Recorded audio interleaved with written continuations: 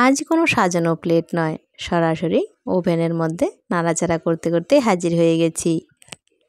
Hello friends, আমার daily রান্না চ্যানেলে সকলকে আরও একবার স্বাগত। এই লতানো গাছটি দেখে আশা করি অনেকেই চিনতে পেরে গেছেন যে এটি কী। দেখুন, আমাদের গ্রামের বাড়ি, গ্রামে অনেক কিছুই নিজের বাড়িতে পাওয়া যায়। পুকুরের ধারে হয়েছিল, সেখান থেকে নিয়ে এসেছে।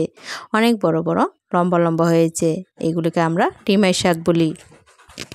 অনেকে এতে ডিমি শাক বা গিমা শাকও বলে থাকে। আমার মা এগুলো বেছে নিচ্ছে। দেখুন কীরকম করে বাছতে হয়।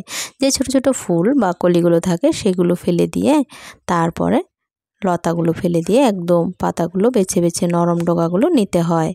এভাবে সবগুলো শাক বেছে নেব। আমিও সাথে বেছে নিচ্ছি।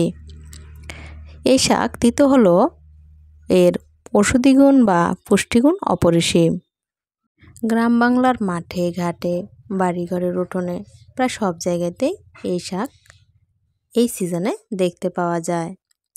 আমি রান্না করে নিচ্ছি। দিয়েছি কড়াইতে পরিমাণ মতো সর্ষের তেল, তাতে দিয়ে দিলাম বেশ খানিকটা কালো জিরে ফোড়ন, সাথে একটা শুকনো লঙ্কা। কড়াইটাতে আগে রান্না করা একটু লেগে লেগে আসছিল, সেজন্য একটু নুন দিয়ে ভালোভাবে নেড়ে নিচ্ছি। আমি শাকের মধ্যে যে বেগুন দেব, সেই বেগুনগুলো এবার একবারে ফোড়নে দিয়ে দিলাম। একই সাথে ফোড়নে আমি বেগুনগুলো ভালোভাবে ভেজে নেব। এই শাক তেতো বলে অনেকে কিন্তু খেতে চায় না।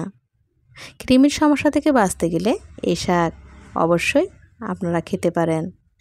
এই শাকের ঔষধি গুণ অনেক। ভিটামিন এ থাকা এটা চোখের জন্য খুব ভালো। তাছাড়া ডায়াবেটিসের জন্য তো ভালোই। দিয়ে দিলাম পরিমাণ মতো নুন ও হলুদ। পরিমাণ মতো নুন ও হলুদ দিয়ে বেগুনগুলোকে ভালোভাবে ভেজে নেব। একদম সহজ সিম্পল একটা রেসিপি আজকে আমি আপনাদের সাথে শেয়ার করছি। অনেকে খায়, অনেকে খায় না, আর অনেকে চিনেও না। যদি আপনাদের এই রেসিপিটা ভালো লাগে অবশ্যই একবার ট্রাই করে দেখতে পারেন। তিতো হলো শরীরের পক্ষে ভালো, সেই জন্য একবার অবশ্যই খেয়ে দেখতে পারেন। দিয়ে দিলাম সেদ্ধ করা সিমের বিচি। সেদ্ধ করা সিমের বিচি দিয়ে এবার বেগুনের সাথে ভালোভাবে নেড়ে চেড়ে নিচ্ছি। এদিকে ডিমের শাকগুলো অনেকটাই বাছা হয়ে গেছে। আমি এবার যতটুকু প্রয়োজন নিয়ে নিয়েছি, এবার এগুলো দিয়ে দিলাম। দেখুন অনেকটাই কিন্তু দিয়েছি, কিন্তু রান্না করার পরে দেখা যাবে দুজনের পাতে দেওয়া যাবে কিনা সন্দেহ আছে। এই শাকের এইটাই গুণ, দেখা যায় অনেকগুলো, তারপর রান্না করতে করতে একদম মজে যায়। দেখুন আমি দিয়ে দিয়েছি, এবার রান্না করে নিচ্ছি। রান্না করাটা খুব বেশি একটা কঠিন নয়। অনেকে অনেক রকমভাবে রান্না করে, কিন্তু এই ডিমের শাক আমরা এভাবেই রান্না করি। দিয়ে দিলাম পরিমাণ মতো শাকের অনুপাতে নুন ও হলুদ। যেহেতু বেগুনে আমি আগে থেকে দিয়ে দিয়েছি, তাই শাকের অনুপাতে এবার দিলাম।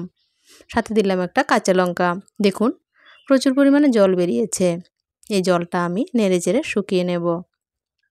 বেশ কিছুক্ষণ পরে চলে এসেছি। দেখুন অনেকটাই জল শুকিয়ে গেছে। আমি নেড়ে চেড়ে আরও খানিকটা জল শুকিয়ে নেব। বিশেষ ঔষধি গুণ সম্পন্ন এই শাকটি খারাপ লাগলেও একবার অবশ্যই খেয়ে দেখতে পারেন। যারা তেতো খেতে ভালোবাসেন না তাদেরও ভালো লাগবে। এভাবে অবশ্যই একবার রান্না করে খেয়ে দেখবেন। আমার এই রোজকার দিনের এসব রান্না আপনাদের দেখতে কেমন লাগে অবশ্যই আমাকে কমেন্ট করে জানাতে পারেন। কী ধরনের রান্না আপনারা আমার চ্যানেলে দেখতে চান তাও কমেন্ট করে জানাতে পারেন। ভিডিওটি যদি ভালো লাগে তাহলে একটা লাইক, শেয়ার এবং সাবস্ক্রাইব করে দেবেন। আপনাদের একটা মিষ্টি লাইক আমাকে ভিডিও বানাতে অনেকটা উৎসাহিত করে। আমার ডিমের শাক রান্না কমপ্লিট।